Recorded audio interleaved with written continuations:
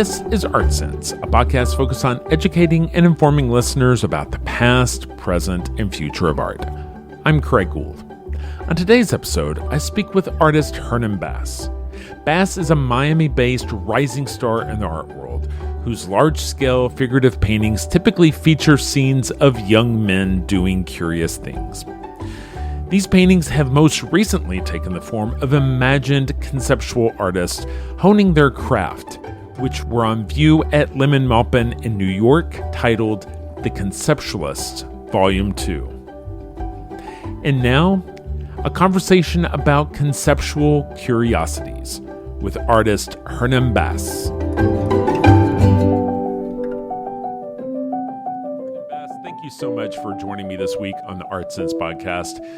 Hernan, a lot of times with artists, I love to start with a hypothetical, which is if you were sitting at a dinner party next to a stranger who had no idea who you are or what your work looks like or what it consists of, where do you even start to explain to them what your work is? It's a tricky question. I mean, if it's it's difference between like it being like an actual like art quote unquote dinner party, or if it's like a regular dinner party. Like if it's a regular dinner party, I always just like to say I'm a painter. And if people ask me like, oh, what brand of paint do you use? Sherwin-Williams or something, and like I'll just go in that direction because I don't like the typical like conversation that occurs when you tell somebody, oh, I'm an artist. Like 9 out of 10 times they ask you, what kind of work do you do? And then they usually ask you, oh, can you paint a portrait of my kid for me? And then how much does that cost? And it becomes this nightmare, conversation that you don't want to have anything a part of. But that said, I think when people ask me what kind of work I make, I definitely say I'm a painter still, but I think I usually say that my work basically starts with like being a very curious person. Like I like basically like sharing things that I find interesting with the public, and hopefully they find something interesting in it too that they can basically go off and Google themselves. So I like to open the door with my work into sort of really weird esoteric worlds that maybe people aren't aware of, and hopefully they walk away from it and spark some kind of curiosity in themselves as well, maybe. I don't know if that answers your question. No, I think it does. I think it opens the door into, I think I'm hearing there that you're a collector of curiosities. Would you agree with that? I would definitely agree with that. I think it's been my sort of life's journey to collect curiosities, whether it's ideas or stories or literally objects, in my case. That's definitely spot on. And so how do those curiosities wind up finding their way into your work? It's always tricky because I always start with an idea, and not often do like the actual objects make it into the work. It's sort of what they inspire. So oftentimes if I'm making a work about sort of a specific realm or moment of interest, I guess you could say, like let's say I'm like thinking about like Bigfoot for some reason, like I don't immediately go out and buy like some casts of Bigfoot prints, which I have a couple anyway. I usually like think it's an idea first, and then I start collecting as I start researching more and more into that little world that I'm involved in at the moment. I'll start finding these objects and I'll literally start collecting them for my own collection as a result of that research. Like usually the research comes first, and then me as a collector brain pops in and like, oh, I want to have that now. Those curiosities, are the inspirations on the level of creating a world or a space for a narrative? Is there always a clear narrative in your work? It's getting a little more esoteric or obscure as of late because of the series I'm working on in particular. But I try to make things that are relatively relatable because I when I walk into a show, I don't want to be completely lost either, So I am really conscious of that in terms of when people look at a work, like I don't want them to have to like, pick up an encyclopedia to figure out what's going on in the painting. But at the same time, I want them to be curious about like, well, what does that mean? And especially when you throw in a title, usually, which I'm really fond of titles in general. I think they're important. I've never really untitled anything in my life. But I wanted to spark a sort of weird interest or curiosity about what's going on in the work. And one of the things I always say about my work is I always try to find these obscure things that if you eventually end up reading about it or Googling it itself, my painting will be the first thing that pops up on a Google search when you type in XXX. That's sort of my goal in life, is like to be the top hit on these really obscure things when you do an image search, which is really fun. Sort of test for myself. I know that sounds weird. Like my life's goal is to be the first image search for like weird random things on the internet, but it's actually happened a few times, which is really exciting. It reminds me, I mean, a topic that comes up time and again on the podcast is an artist's attempt to maintain ambiguity. Mm-hmm. Viewers don't necessarily appreciate being spoon-fed ideas in my mind. And so they seem to enjoy the sense of discovery. And mm-hmm. Is that something you think about in your work? Having an idea, having a narrative, but also keeping things open-ended enough that there is discovery and people are able to insert themselves? I think with figurative work, people are always in some way looking to insert themselves in it, no matter what. I think I've found that, at least with my experience. And especially like being a gay artist, like by chance, I don't consider that a huge aspect of my work, to be honest. Like it might have been earlier on in my career, but these days it's not like a crucial element of what I do anymore, to be honest. Like it's just sort of it just happens to be a little funny, quote unquote. But I found that like a lot of people do want to insert themselves in the work, especially when it's figurative. And my goal isn't to necessarily like provide a stage for them to see themselves. That's not really my goal. It's a matter of discovering someone or some character that you haven't met before. So I want these characters to be someone that has never existed on the planet necessarily. And like, in a weird way, like, would you be friends with them? It's kind of a silly way to think about your own work. But for me, I grew up wanting to be a writer when I was really young, more so than an artist. And when I abandoned that sort of thing, I think I kept that a bit of that need to create characters. It's really kind of essential to my paintings in general, I think. A lot of your work, especially in this series, kind of features lone figures. And even in the paintings that have multiple figures, there's this Edward Hopper sort of feel that the subjects are alone together, which kind of conveys alienation to me. And is that a sense of alienation something that is consciously in your work, or is that just baggage I'm bringing to my interpretation? I think it's a good read, and it's in the work. It's hard to avoid it because it's most, like, I would say 90% of the time it's a single soul figure. And I think that's generally intentional for me, at least, because I want it to be about that one person, that one character. Like when you're reading a novel, or whether you're reading or watching a movie or something, like really the main character is the end all of everything at the end of the day. So if I'm thinking about Catcher in the Rye, like, can you name another character in the book? You can't really, it's all about Holden. So for me, that's definitely part of the narrative. A lot of people think that they're automatically sad, and especially when they find out that the artist is gay, like they always read into it as being like this sort of tragic gayness, which I think is kind of gotten annoying to some extent to me. And on the other end, like if I have more than one character ever in a painting, they automatically assume it's a couple.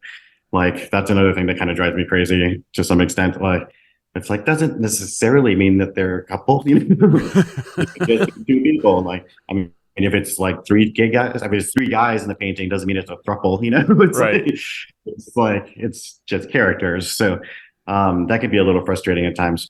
I know that a lot of times when people talk about your work, they talk about this gay undercurrent. I mean, is that conscious on your part, or is your work just a reflection of who you are? I think it just happens naturally. I did this lecture a while ago at the ICA in Miami, and someone, I posed the question to the audience, like, what makes this work gay necessarily? And someone just said it was a sensibility.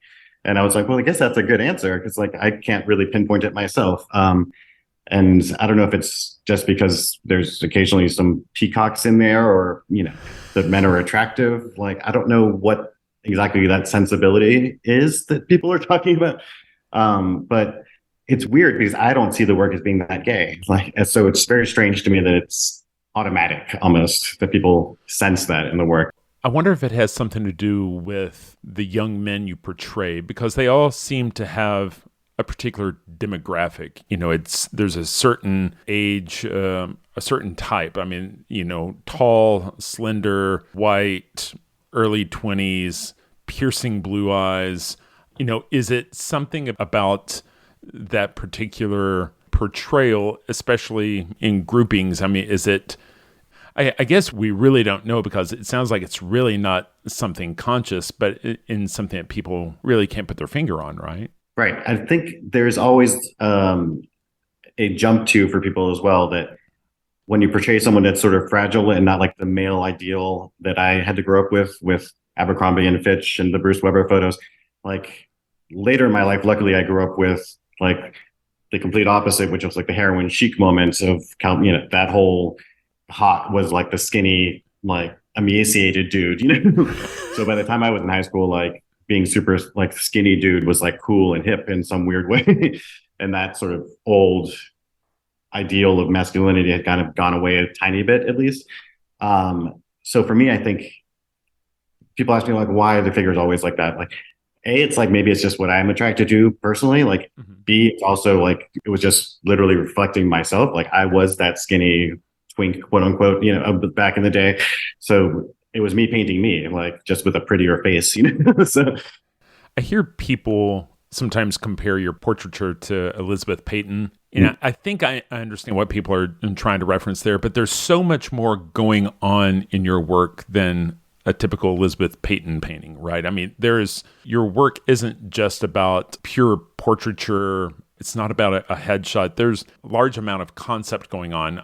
This current show that's up at Lehmann Maupin is referred to as the Conceptualists. It's volume 2. It's a continuing body of work. That comparison to Elizabeth Peyton, is that something you've heard a few times? A couple of times, let's put it that way. I like Elizabeth's work a lot. I just don't make the same kind of work in my brain, because for me, it's like you said, I have to have an idea behind. There has to be a narrative. Like I could sit around and paint pretty boys all day, and the work would probably do just as well as it's been doing for a while now. But that doesn't interest me. That doesn't excite me. And I'm sure Elizabeth has conceptual notions that she's working with that maybe people aren't reading into enough as well. But for me, I start with lists of phrases and lists of titles, and the painting is almost an after effect, like of whatever I'm doing. Like at my core, I think of my work as being conceptual in nature, and people are always confused by that, because it's about, it's a pretty painting. Like, but for me, the ideas are well and above more interesting than the actual physical paintings half the time. Like, as far as I'm concerned, like by the time I get to the actual physical painting, it's fun for me to paint. Like I like the actual act of painting, but it's all just a matter of me translating this idea that I want to share. Like that's my end goal. Like I think Elizabeth's work, for example, is so essential in the way that she paints, and that's very much part of that work in my brain. Like, so I think that's sort of for me a separation in a sense. Like, I think I'd make more sense from someone to compare me to Karen Kilnick in that sense, another artist who I've been compared to in the past, and I don't mind. Let's put it that way. Another point of conversation that's come up a few times on the podcast is utilizing beauty or utilizing detail or the number of things in a painting to invite a viewer to stop and linger and consider things more closely. It's like it's almost being used as a tool. In my mind, you utilize that in your work, especially some of like the one of the series prior to the Conceptualists. I mean, there's just almost horror oculi, just spaces filled with so much stuff, so many of those collected curiosities. Is that a tool that you're using to invite people to slow down? Absolutely. I think for me, there's an aspect, I hate using this reference, but I use it all the time. There's sort of a Where's Waldo aspect to the paintings that I want to trap people, and like they can kind of like do the math, like this thing in the corner plus this plus that equals a narrative that I didn't catch immediately. So that for me is definitely something I'm very conscious of, and I like doing. For me, it's fun. I'll even put in like sort of visual gags that only I'll kind of realize are there at the time, but occasionally some people catch them. But yeah, with the Conceptualist series, it was particularly hard because you're trying to relate the character of a person who doesn't exist and their entire art practice, basically.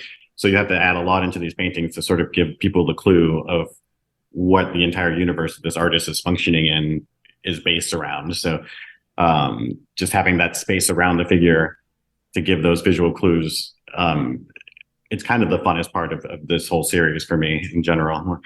Because I like to have fun in the studio at the end of the day. Like, so I'm here all the time, so might as well make myself laugh sometimes.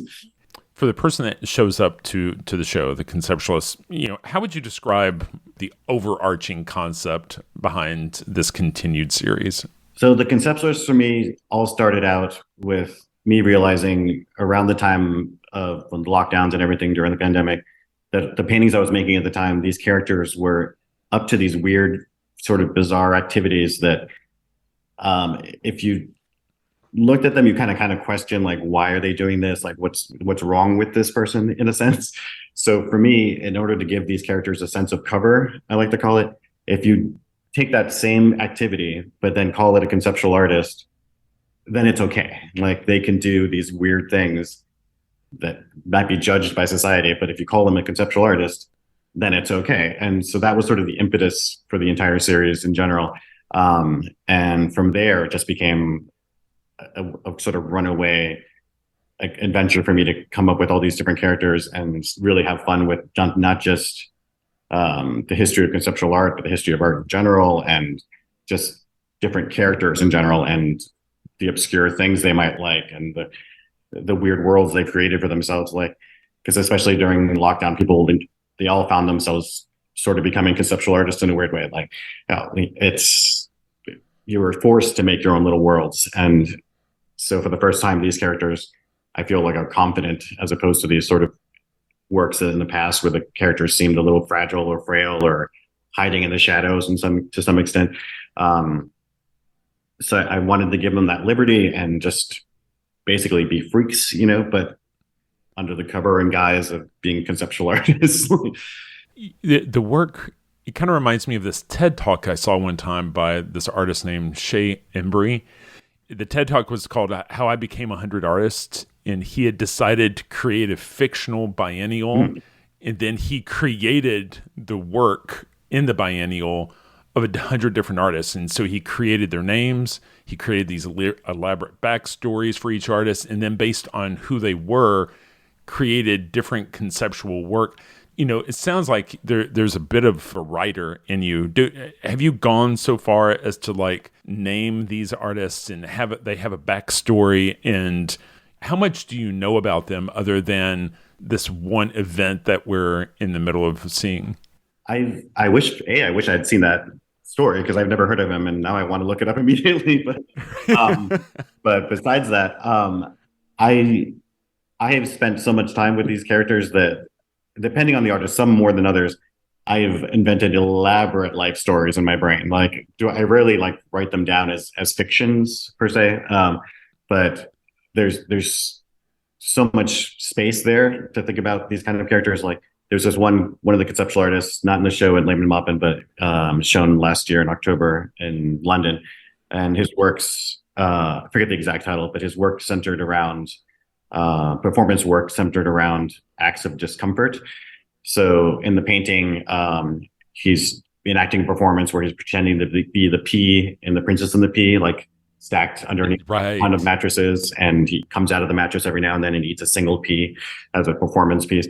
But I thought about, like, what are the other ways that he could cause like discomfort socially as a performance? Like, so I imagined him like standing in the supermarket, like in the fruit section, and just slowly squeezing fruit until he's asked to leave, or standing in the checkout line, like with a giant jar of pennies, like waiting to pay, like that kind of, these weird like moments of discomfort. So I kept elaborating like in my brain about all these different moments. So some of the characters give me a lot more life to them, like after the fact. Some of them I could have made an entire show just on that one artist and, multiple paintings of his different works. But I wanted to focus on one seminal sort of work per artist for this entire series. So far I've made, I think it's close to 30 conceptualists paintings, and all 30 of them are individual artists, like not overlapping each other at all. And to answer the other question, I have not named them because it's weird to name them for me. It has to be sort of just ambiguous. It could be anybody. That's why they're all called a conceptual artist, number blank, conceptual artist blank, conceptual artist number blank. Right. And it kind of falls in line with the traditions of the way people talk about conceptual art as well. Like there's this sort of coldness involved when people relate to conceptual art. So that was important for me too. And also with the titles as well. I don't like to rely on titles too much, but some of these are some of the longest titles I've ever made for individual paintings. But again, conceptual art, a lot of it, you wouldn't know what you're looking at until you read the titles. So I feel like it was fitting for this series to have the titles be really important to the works. Like one of my favorite artworks ever is Felix Gonzalez Torres' two clocks. They're the two school clocks butted up against each other. And if you're in a museum and you walk in and it's like, oh, there's these two clocks. They're set to the exact same time on a wall. And you're like, what am I looking at? And then so you read the title, which is Perfect Lovers, so it's that kind of romanticism of conceptual art is also a big part of the series as well. So incredibly clever because you've created a vehicle where you can continue pursuing your signature style of painting while also exploring a wide array of conceptual ideas. I mean, it's a little meta because in the end, each of these artists are really serving as a proxy for you, right? Yeah, I've had the word meta in my brain more in the last 2 years than I have probably in my lifetime. Like there's so many things that just overlap and like create like varying degrees of confusion in my brain. That yeah, it's been one of the funniest series I've ever made for myself because it is really a way for me to turn into a conceptual artist over the last 2 years. And not that all of the work that these artists that I'm portraying or creating make spectacular work. That's not really even the point. It's the fact that I can explore in a completely other avenue than painting and literally take myself outside of the studio, like into a field and like cast pumpkin heads and like weird stuff like that. My impression is that it also allows you to explore some things with your materials, right? Can you describe the one of the artists with the Polaroid camera sitting in the dairy section at the grocery store? Right. And, just kind of, can you kind of describe that? Because it's my understanding that you've done some things in terms of execution that are kind of homage to, we see this in multiple paintings, I believe, homage to different artists in terms of techniques, right? Techniques or even just sentiment in a sense. I did I'll start with the milk carton painting. That was a kind of a challenging one for me. It's called Conceptual Artist. I think it's number, let's say 20. But the title is A Child of the 80s. He places his Polaroid self-portraits in familiar places whenever he's feeling lost. And that title is almost not even clear enough unless you look at the painting in this instance. Because in the painting, the figure is sitting on the floor in front of these a row of glass door refrigerator cases in a supermarket, holding a Polaroid camera, taking a self-portrait, and one of his Polaroids of himself is taped to a milk carton on to his side on the floor. And the whole impetus behind that was me being really enthralled with the idea of the milk carton kids from the 80s, which I'm sure you seem like you might be old enough to remember this. I am. So when I was a kid, I was traumatized by finding a missing photo of a child on a milk carton, when I'm trying to just have breakfast and go to school. Am I going to come home that day? So, and it's a really touchy subject, but for me, that's why I said whenever he's feeling lost, instead of whenever he's missing, because I didn't want to go too deep into that world. So just the idea of him taking a Polaroid of himself whenever he's feeling lost, putting it on a milk carton, and then returning it back to the shelf for someone to find later as this sort of romantic gesture of feeling like he could be found again, in some romantic, poetic kind of way, was really fun for me. But even just the aesthetics of the painting, it's sort of a flat perspective. So all the milk cartons in the cases are silk screened a la Warhol. The Polaroid he's holding is, of course, a Warhol reference because, we all know he loved himself a Polaroid. And coincidentally, I modeled the figure's body after a photograph I took of myself because the position was weird to sort of invent. And I happened to be wearing these Warhol socks at the time that I took the photo of myself that were prints. The sock print was of Warhol's skull paintings, like the death sort of skulls. And I thought, well, that kind of works in this situation in a weird, kind of messed up way. But so I just had decided to keep it in the painting. And so, yeah, I like putting those kind of references in. I've always been a huge fan of Warhol, but even within the same show at Lehmann Maupin, there's a painting of men engaged in a pillow fight, and that composition is loosely based on those famous George Bellows boxing paintings, like the one famously at the Whitney that's always up. So I like making those sort of vague references that.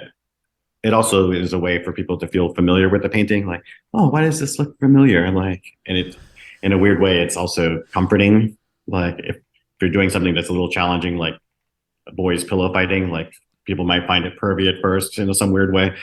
But then, if you think of it in the terms of art history and Bellows and all these sort of niceties, then it becomes somewhat acceptable. I don't know if that makes sense, but the reference to Warhol opens up a window to include silk screening. I'd read an article where there's an upcoming piece that's not in the show where you were going to be creating one of an artist who works in creating headstones out of suet bricks. And so you were talking about trying to find the right consistency for what appears to be suet and casting that texture. And so, again, it kind of opens up a way to extend your practice beyond the normal concept of brush to canvas, right? Yeah, I think that's part of me trying to have fun in the studio still, because after a while, brush to canvas to me got kind of boring, especially when you're involving so much narrative that becomes sort of the predominant thing when you're looking at the painting. But for me, I need to have a little bit more excitement when I'm making something. So I love experimenting with a bunch of different materials and pigments and stamping. Like with the bird suet thing, for example, I've been using or starting to use these silicon flat molds that people use for like decorating fondant cakes. And I wish I discovered it earlier, because that painting I mentioned earlier with the stacks of mattresses, instead of using this fondant pattern that I found for sale on Amazon that's exactly mimics like the mattress, the side of an old classic mattress, I like literally had to wet like the side of a fabric mattress and like stamp it into the painting instead of using something really easy that was available on Amazon. So I don't always find the easiest route, but now I'm sort of starting to figure out these methods that are a lot more practical. But experimenting with that kind of stuff is almost more for me in a way than anybody else. Like, I think it's interesting for people to see that in the work as well, the different textures and all that sort of layering in the painting. But for me, that's just part of keeping it interesting for me as a painter in the studio. As I look through the images of the show, each one just invites me to just linger and try to figure out exactly what all's going on. And they're beautifully crafted. Like right now I'm on my computer, I'm looking at one of someone who appears to be maybe paper making from old romance novels. Right. Am I... Well, what's going on with that one? That one, part of the series with the Conceptualists was having fun with taking these art practices that are typically considered not fancy or fine art, I guess you could say, like paper making or popsicle stick sculpture or ice sculpting or sand sculpting. And how do you take those sort of, I don't know what the right word to use would be, but like, how do you elevate that into pretentious world of art, and not just craft? So a lot of the time, a lot of these characters have that aspect of like turning something that's not considered fine art into something admirable to the art world because there's some conceptual twist to it. So in the case of the books, I was thinking about someone who makes pulp paper, very simple homemade like pulp paper, but how do you elevate that to something that's fine arty and conceptual? So this character makes pulp paper out of Pulp Fiction, like, which I thought was just funny and clever, but also there's again opens the door. Like, I mean, I can imagine like him shredding romance novels, making paper out of it, and like, do you use that paper to write a love letter? Do you use it to write another romance novel? Like it has that open endedness to it that I also really liked. I also had a really good time like silk screening all the titles for all these old romance novels that are in the background. Like I happen to have like a giant box of romance novels in my studio from a project I never did years ago, and I finally was like, what am I going to do with all of these things? So the titles are hysterical. It's like Christina Comes to Town, like, Oh my like gosh. weird like romance novel names. But yeah, so I think that touches on a bit of the humor too that a lot of these conceptual artists have. I hope people laugh when they see the show to some extent, because if there's any form of art that merits the most laughter, or at least garners the most laughter, it's conceptual art. Like it is the go-to joke in terms of when people who don't know about art want to make fun of it, they go straight to conceptual art. It's Right. like the easiest target. Like used to be abstract expressionism, but now it's conceptual art. Maybe performance. It's right on the edge there. Like, they kind of overlap. So. Do you feel like this is a series that can continue to go into more and more volumes, or do you feel like there are other ideas creeping in that don't necessarily fit this model? Where do you think you're headed? I'm sort of starting to wrap up the series for the year, basically. They're all going to be shown together in an exhibition later this year. Hasn't been announced yet, but so for me, I think I'm about 6 or 7 artists out from finishing for the time being, and the last painting for now of the Conceptualist series is going to be sort of the Puppet Master at the end of the hallway, which is going to be a massive painting, and the painting will be titled "A Conceptual Artist Who Exclusively Paints Portraits of Other Conceptual Artists Who Never Existed." So it's sort of going full circle with the whole series, and it's not a portrait of me, but I'm another imagined conceptual artist, but the background of the painting will be a very classic artist studio that has elements of all the other artists' works that have been in the series thus far. So there'll be drawings, sketches from all the other paintings, objects from the other paintings, all in a same sort of Where's Waldo way that I like to work within the setting of this studio that I'm creating for the sort of what do they call them in the Wizard of Oz? The Great and Powerful Oz, Right. I'll call it Puppet Master, I guess, but Right. different sort of thing. But yeah, The great and powerful Bas, right? I mean that's sort of back to meta. That's sort of the full circle meta of this entire series in a way. In this show at Lehmann Maupin, there are 12 of these pieces, and they're pretty big. I mean, they're like roughly 6 foot squared. A lot of content, and I was surprised to learn that you're going at this alone. That you work in a studio by yourself. I mean, just the ability to turn out that much square footage of painting on your own is really impressive. I mean, is it important to you to maintain this practice alone on your own? I definitely like being alone in the studio. Let's put it that way. Right. I don't really like having people around in general. Like when I'm working, it's just such a private thing to me. And also the way I work, like I don't see how anyone could help me. Like I don't make work that could be aided in any way. Like it's not like, oh, you can fill in this color field over here for me, and or stick this on there for me. Like it's nothing about my work. I feel like, I mean, it's like Cecily Brown. Can you imagine Cecily Brown having someone painting on her paintings? I mean, that just doesn't happen. No. Like, it just makes no sense. So for me, I'm the same way. I just don't see how that would function for me as a working artist. On top of liking being, by myself. I also have some really annoying studio habits, which I don't think people would be too keen to be around for all the time. Like I have a TV on all the time in the studio. Like that's my white noise, like in the background all the time. And I watch a lot of bad television. Like, well, depending on who you ask is bad. Like it's not like reality TV. Well, it's kind of reality TV because it's like bad ghost hunting shows or, like that kind of paranormal crap that I've been into for way too long. So what you really need is a curiosity channel. which I guess It's called the Travel Channel these days, like the right, quote unquote history channel. right. Ancient aliens, my God, like that's history now. Like, Have ancient aliens found their way into your work before? no, I'm yet to find a way. It's when you're dealing with these occult subject matters that I've always been interested in, it's really hard to actually make a painting that's interesting about them. Like the only times I've made paintings about the UFO phenomenon, I can count maybe one or two in my brain. One of them was a portrait of a guy named I called the Gulfstream hoaxer, who was a guy who hoaxed a famous ghost, but I mean not ghost, a famous UFO sighting in Gulf Breeze, Florida. So I did a portrait of him in his backyard with like the strings and the fake UFO hanging behind him and Christmas lights and stuff. But I'm still to this day have gone through almost all of what you consider the paranormal encyclopedia in terms of all the weird things you can think of, or genres, whether it's ghosts, poltergeists, UFOs,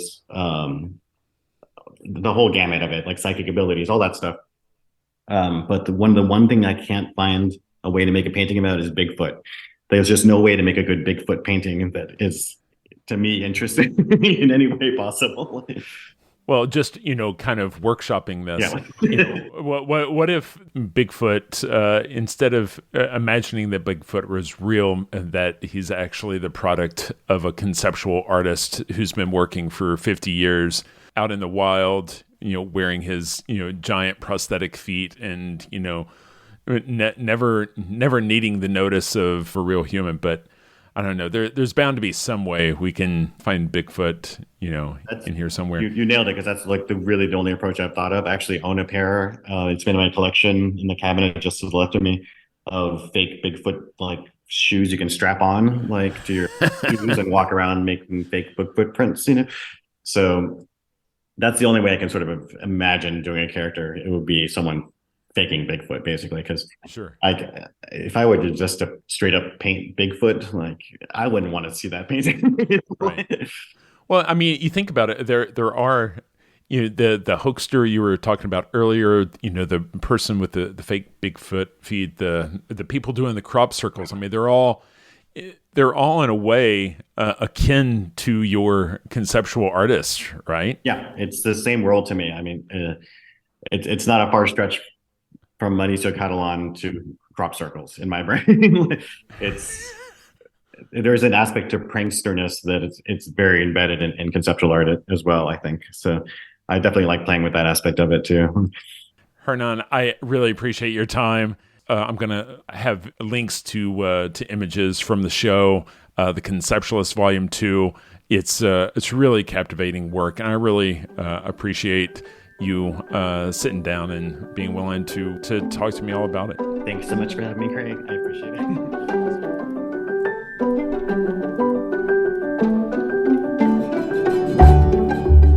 That's all the time we have for this week. You've been listening to Art Sense. You can find the show on Apple Podcasts, iTunes, Google Play, Stitcher Radio, Spotify, or your favorite podcast app. If you've enjoyed this podcast, be sure to subscribe. And while you're there, please rate the show and leave a quick review. Your feedback is the key to other folks finding us. And if you'd like to see images related to the conversation, read the transcript, and find other bonus features, you can go to cambia.art and click on the podcast tab. If you'd like to reach out to me, you can email me at craig@cambia.art. Thanks for listening.